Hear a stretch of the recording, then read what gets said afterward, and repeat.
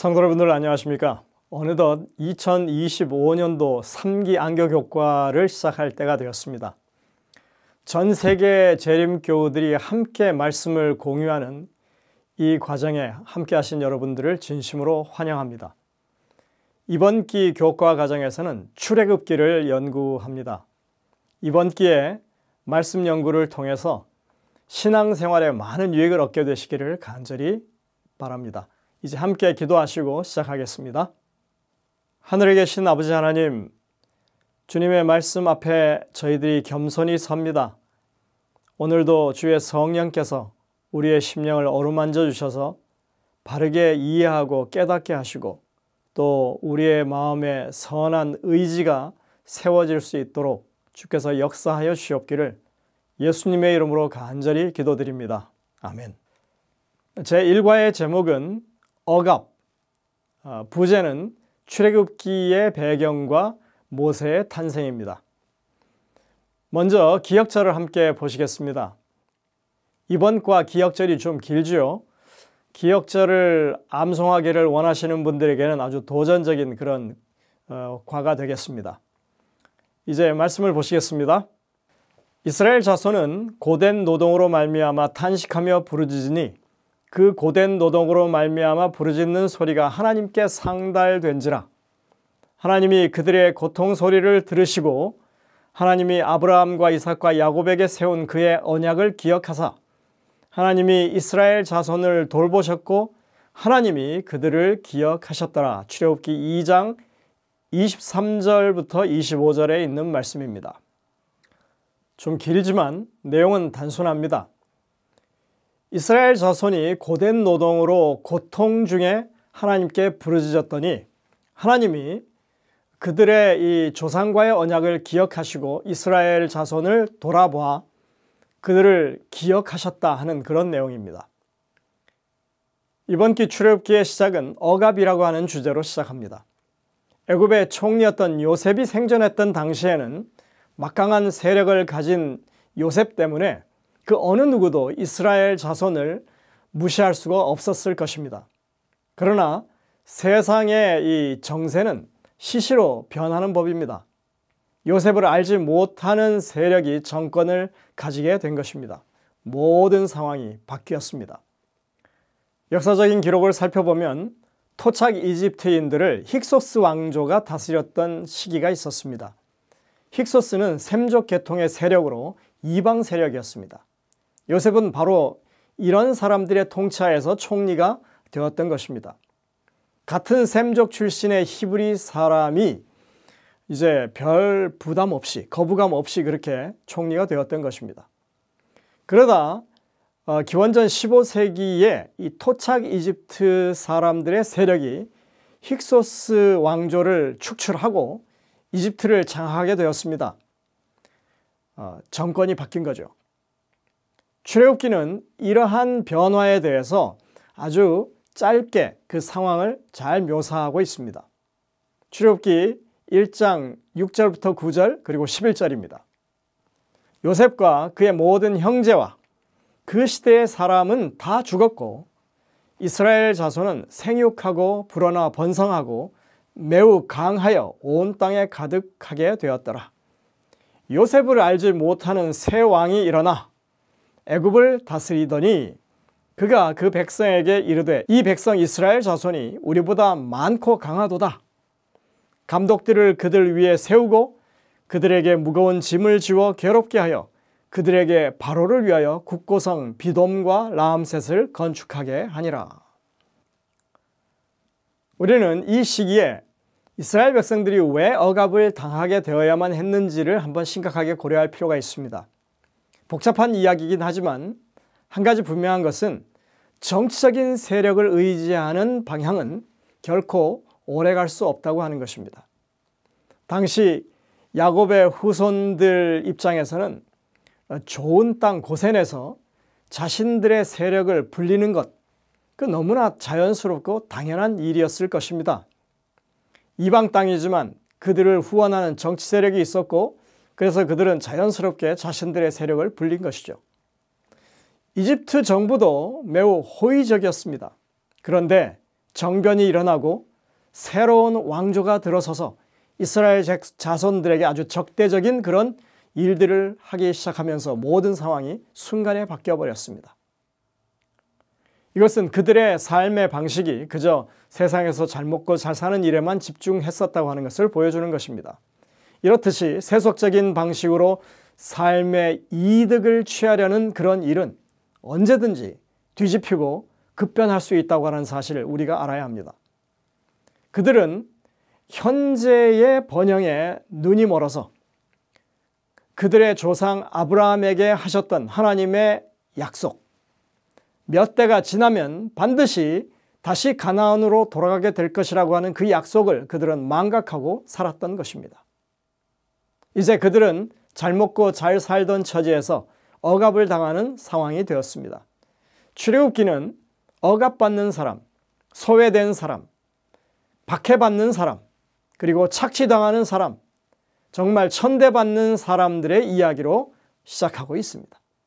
따라서 오늘날 버림받고 그리고 박해받고 노예가 된 것처럼 그렇게 느끼는 사람들도 히브리 사람들을 구원했던 바로 그 하나님께서 우리들 또한 구원해 주실 수 있다고 하는 그런 소망을 우리가 여기서 가질 수 있는 것입니다.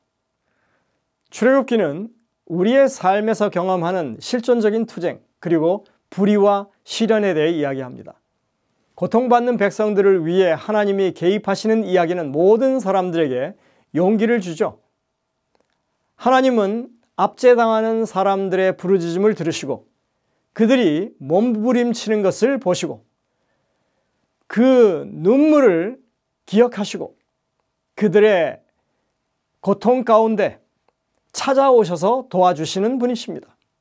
하나님께서는 언제나 당신을 신뢰하는 사람들을 구원하기 위해서 선제적으로 움직이십니다. 우리는 단지 그분이 우리에게 제안하시는 것을 믿음으로 받아들이기만 하면 되는 것입니다. 우리가 출애굽기라고 하는 이 책을 공부해야 하는 이유는 바로 이 책에 예수께서 우리 모두를 위해서 행하신 구원을 이야기하고 있기 때문에 그렇습니다. 출애굽기는 구속, 해방 그리고 궁극적인 구원에 관해서 말하는 책입니다. 이 책에는 예수 그리스도가 등장하고 그분이 우리를 위해서 예비해 주신 것을 믿음으로 받아들일 때 이 모든 것을 우리의 것으로 누릴 수 있다고 하는 것을 이 책이 가르쳐 주기 때문에 그렇습니다. 비록 우리가 혼란과 어두움 가운데 있다고 하더라도 우리의 눈이 하나님께 고정되어 있다면 우리는 영원한 약속의 땅으로 우리를 인도하시는 하나님의 그 임재와 돌보심, 도우심을 분명히 우리가 경험할 수 있다고 하는 것입니다. 출애굽기는 우리가 경험하는 실제적인 투쟁과 관련이 있습니다. 이스라엘은 학대 가운데서도 번성했고 소망이 없는 가운데서도 주님은 그들을 인도하고 계셨습니다. 사탄은 하나님의 백성들을 대적하고 시련을 가져다 주지만 믿음을 선택한 여인들을 통해서 하나님은 역사하셨고 또 그들에게 복을 주셨습니다. 애굽의 높은 자리에 있던 그 모세의 계획이 어그러진 것 같아 보이는 상황 가운데서도 하나님께서는 그를 부르시고 그들을 위한 더 좋은 계획을 가지고 계셨습니다. 사탄은 인류를 시험하고 공경에 빠뜨리지만 하나님은 구하시고 우리에게 은혜를 주십니다. 이러한 반전의 기록들을 우리가 여기서 접할 수 있는 것입니다. 6월 29일 일요일입니다. 애굽에 있는 하나님의 백성. 출애굽기는 히브리어로 쉐모트라고 부릅니다. 이름들이라는 뜻입니다. 모세오경은 책의 이름을 그 책의 첫 단어로 시작합니다. 창세기는 태초에라고 하는 의미의 베레시트라고 하는 단어가 첫 단어죠. 출애굽기는 쉐모트인데 이름들은 이러하니로 이렇게 시작합니다. 그래서 1절부터 6절까지 보면 야곱의 가족들의 이름이 열거되고 있습니다. 야곱의 허리에서 나온 사람이 모두 70이요 요셉은 애굽에 있었더라.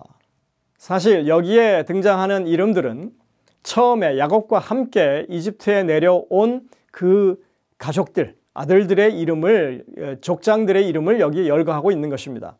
사실 아주 구체적인 명단은 창세기 46장에 분명히 나오고 있습니다. 창세기 46장에 보시면 그렇게 이름을 나열한 다음에 26절에 이렇게 말합니다. 야곱과 함께 애굽에 들어온 자는 야곱의 며느리들 외에 66명이니 이는 다 야곱의 몸에서 태어난 자이며 애굽에서 요셉이 낳은 아들은 2명이니 야곱의 집 사람으로 애굽에 이른 자가 모두 70명이었더라. 사실 출애굽기를 이렇게 이름들로 시작하는 것은 하나님의 축복이 얼마나 큰 것인지를 기억해야 한다는 취지로 이렇게 하는 것입니다. 족장 야곱과 그의 가족이 이집트에 정착했을 때 그들은 70여 명에 불과했지만 이스라엘 자손은 생육하고 불어나 번성하고 매우 강하여 온 땅에 가득하게 됐습니다. 결과적으로 약 215년이 지난 후에 출애굽할 당시에는 유아 외에 보행하는 장정이 60만에 달했다고 기록하고 있습니다. 실로 엄청난 인구 팽창이죠. 이러한 정황은 이집트 사람들에게 아주 위협이 되었을 것이 분명한 겁니다. 출애굽기의 성경 본문은 이집트에서 이스라엘 자손의 이야기를 시작하면서 아주 어둡게 시작합니다.